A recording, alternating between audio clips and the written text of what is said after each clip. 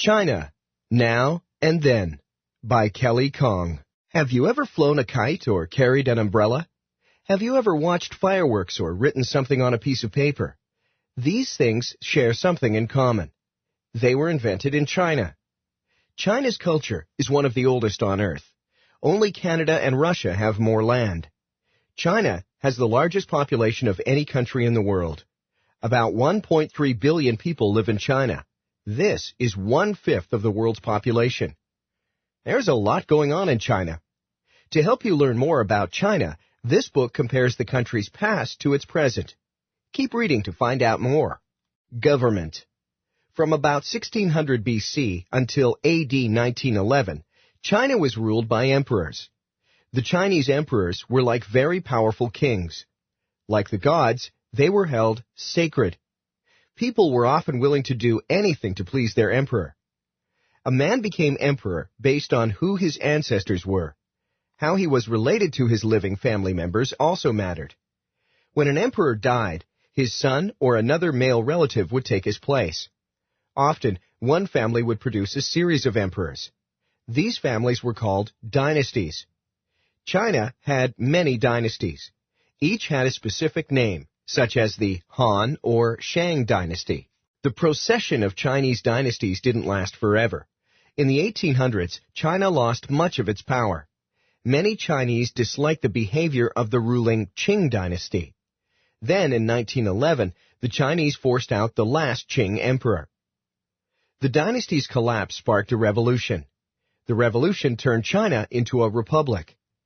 There was another revolution in 1949. Following that, China became the People's Republic of China. Since 1949, China's government has been communist. There are many differences between communist and democratic governments.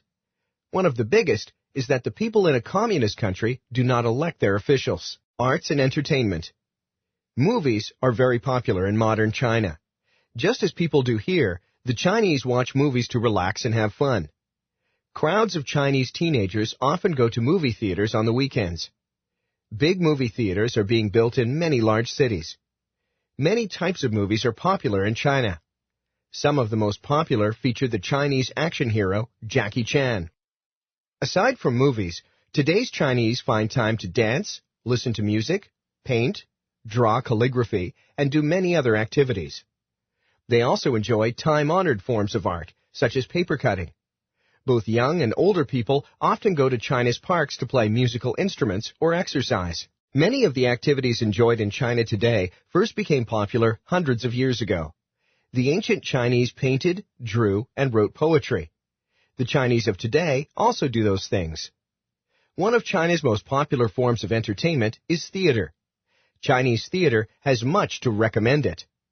Next, you'll read about one of China's most famous forms of theater called Beijing or Peking opera. Beijing opera dates back to 1790. It got its name from the Chinese capital of Beijing. Sometimes it is called Peking opera. This is because Beijing used to be spelled Peking in English. Beijing operas are filled with singing and comedy. Their amazing stories have astonished audiences for years.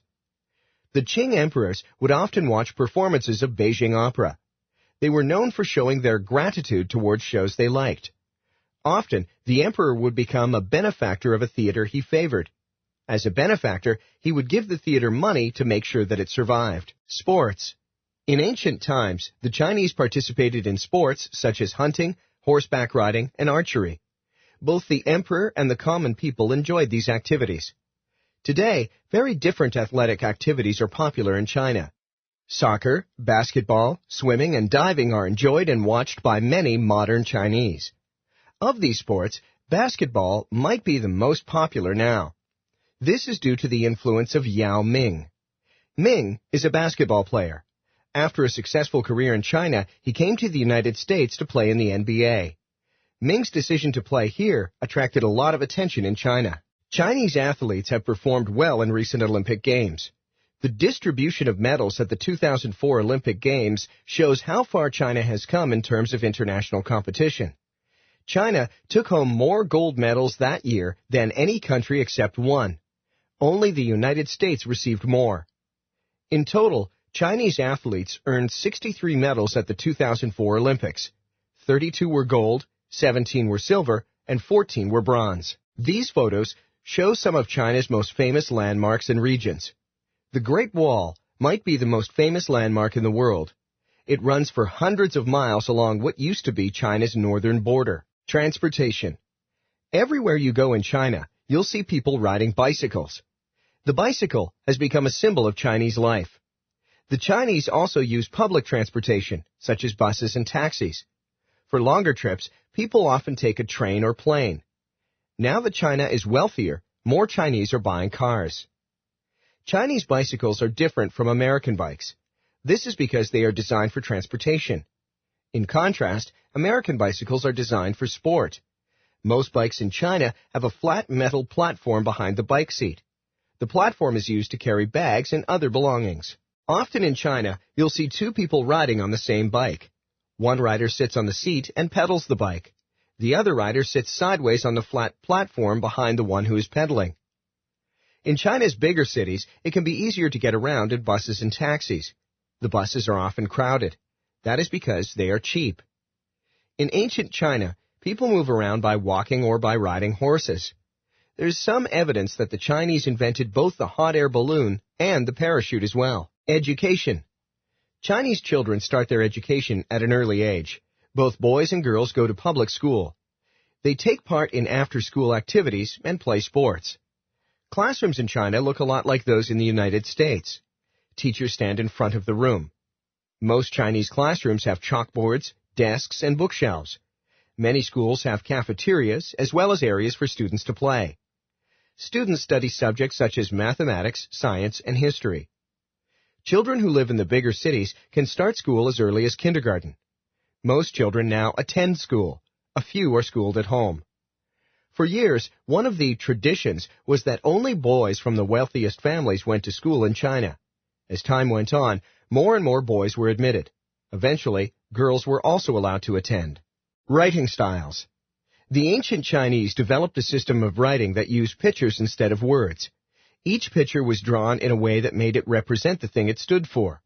When the Chinese wanted to write something that meant fish, they drew a picture of a fish. Over time, the pictures got simpler and simpler. Many stopped looking like the things they represented. These simplified pictures are now called characters. Characters can be drawn more quickly than pictures. They can also be used to express different ideas. The character for rain, for example, also came to mean the growth of crops. Characters are still used today. Originally, the Chinese language did not have an alphabet, as English does. Instead, there was a separate character for each word. Because of this, Chinese has thousands of different characters. Chinese characters are usually written in one of three styles. These styles are called cursive script, traditional script, and simplified script. Cursive script is often used for art and decoration. Traditional script is very beautiful due to its special details. Simplified script is used when people want to write quickly. Most schools now teach the simplified script. This is because it takes less time to learn and write. China is a huge and complicated country. In some ways, it has hardly changed for thousands of years. In other ways, it has changed dramatically. China faces many problems. Its growing population is consuming more and more resources. Its economy and culture are changing rapidly as it opens up to the West. China will have to keep changing to meet these new challenges. Glossary. Astonished. Adjective. Very surprised. Behavior. Noun. Way of acting. Benefactor. Noun. Person who gives money or kindly help. Distribution. Noun. The act of giving out. Gratitude. Noun. Thankfulness. Procession. Noun. A line or sequence of people or things. Recommend. Verb. To speak in favor of, suggest favorably. Sacred. Adjective. Holy. Traditions. Noun. Customs. Reader response. 1. Using a graphic organizer like the one below, compare and contrast transportation in China with transportation in the United States. 2. Go back to the end of page 19.